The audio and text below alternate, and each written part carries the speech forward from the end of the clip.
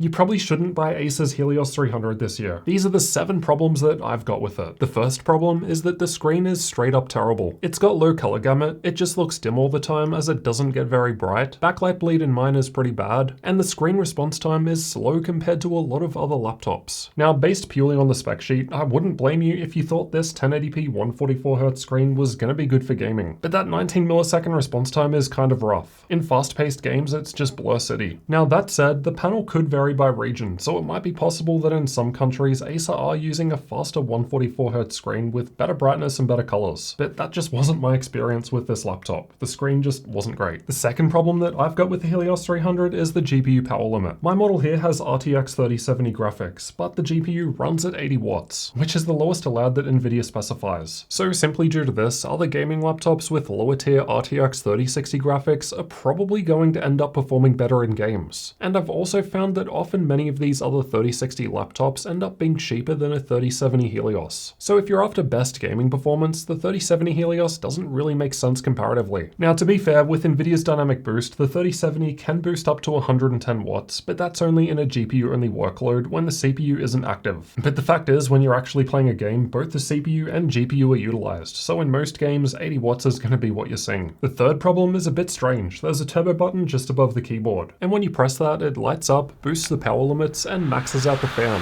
It's also meant to apply a GPU overclock, but unfortunately it doesn't always do that. If you use the Acer Predator Sense software to enable turbo mode, it will correctly apply the overclock to the GPU. But say the laptop's turned off and you go and power it on, and you go straight for the turbo button. It'll sound like it's working, but it won't actually apply the GPU overclock until you first open the Predator Sense software. Once the Predator Sense software is open and you use the button, it'll work just fine. So it seems like this is just a silly software bug that will probably get fixed in an update. But right now, it does mean that if you press the turbo button and don't have the Predator Sense software open first, you will be missing out on performance due to not having that GPU overclock. The fourth problem that I've got is the battery life. Now, it's basically just common knowledge that Intel 11th gen doesn't last as long on battery tests compared to AMD's Ryzen 5000, but the Helios is kind of on another level. It's below many other laptops in my test, but to be fair, it is pretty close to last year's model. So this isn't really anything too different, it's just not great. This is in part due to the smaller battery, which is a requirement to keep that 2.5-inch drive spot next to it. Unfortunately, there's no option to upgrade the battery if you don't need the 2.5-inch drive, which is a feature that many other laptops do offer, like say Lenovo's Legion 5. If you want the 2.5-inch drive bay, then you've got that choice at the expense of a smaller battery, but if you do want a larger battery, then you can just take out the 2.5-inch drive. Personally, I think that's the way to go, and I think most laptops should do that, so it's sad that the Helios doesn't have that option. The fifth problem that I've got is the CPU performance. It's relatively low for an 8-core laptop compared to most others. Not too terrible, I suppose, but where it gets bad is when you run on battery power. Not only do we get low battery life due to the smaller battery, when actually trying to get performance and run tasks on battery, it's lower than many other 6-core laptops now. And sometimes, like right now with the laptop on battery, just moving the mouse around and navigating through the start menu sometimes felt a bit slow. It's worth noting that when running on battery power, we're limited to the default performance profile through the Acer Predator Sense software, so this could be the reason why. I guess the sixth issue that I've got is that the Helios still doesn't have a mux switch. I guess it's not the end of the world, but this is a mid-range gaming laptop, and given it's got 3070 graphics, I kind of feel like there's not really that many excuses that it shouldn't have one. Now, to be fair, I do understand that adding this would increase cost, and this is on the cheaper side. But as I've shown in this video here, we can get some pretty significant performance boosts in games with this feature. So next generation, I hope we see that. And also, while I'm speaking about next generation, I think it would be cool if we had an AMD Ryzen model, like we do with the Acer Nitro 5. The Nitro series has both Intel and AMD, but if you go to any of the higher models in Acer's product lineup, you're stuck with Intel. Personally, I think user choice is best, so having the choice one way or the other would be nice. Now, something that this year's model does add is Thunderbolt 4. If I recall, previous models of Helios did not have Thunderbolt at all, so I guess this is welcome, but at the same time, there's no Type-C charging, which is something I would have liked to have seen. And another benefit of Intel 11th gen is that we do get faster PCIe Gen 4 storage. Now, the seventh problem that I've got is the RAM, but fortunately, like the screen, this is something that we can improve with more money. I just don't think you should have to. My Helios 300 came to me with one 16GB stick of memory. Now, to be fair, it was at least a dual rank X8 stick, but the problem is one stick means single channel. You can see in this video how much of a performance boost is on offer by simply using 2 sticks instead of 1. And based on how easy it is to do this, I think it's something Acer should have just done. Now, some people will argue that having 1 stick of memory installed means you can upgrade later if you want. Personally, I think that's a bit of a weak excuse. They should just sell it with either 2 16GB sticks or two 8GB sticks out of the box. The fact is, most users have no idea what single and dual channel memory are, so they're probably not going to go out of their way and upgrade the laptop that they just bought. Instead, they'll probably just be missing out on performance the whole time they're using their machine, which I think just kind of sucks. Plus, you've also got to consider that although the Helios 300 is generally a cheaper model compared to other laptops, if you have to go out and buy another stick of memory for say $100 or so, is that still the case? Because a lot of other laptops do at least offer dual channel as a standard now. We can see in Shadow of the Tomb Raider the performance of the RTX 3070 graphics is worse than last generation's RTX 2070 model, and that's honestly just pathetic. That said, we can get a 20% boost in this game simply by going to dual channel memory, or we can get a 24% boost by using an external screen, which also represents the boost we'd get if this laptop had a muck switch. And if we combine the dual channel upgrade along with the external screen, we're looking at a 28% boost. So pretty significant, and these changes put it closer to other 3070 laptops. While that was a nice boost, in other GPU heavy games, the low power limit of the 3070 holds it back and other 3060s in cheaper laptops are ahead. The difference between single and dual channel memory matters less when you're GPU bound. So even if you do upgrade in this case, the lower 80W power limit of the 3070 is gonna hold you back. So basically to summarize, I just think there are better laptops than Acer's Helios 300. This was one of the best laptops a couple of years ago, but I don't think they've changed enough to keep up with the competition, which is now ahead. A 3060 Helios is around $1,350 US,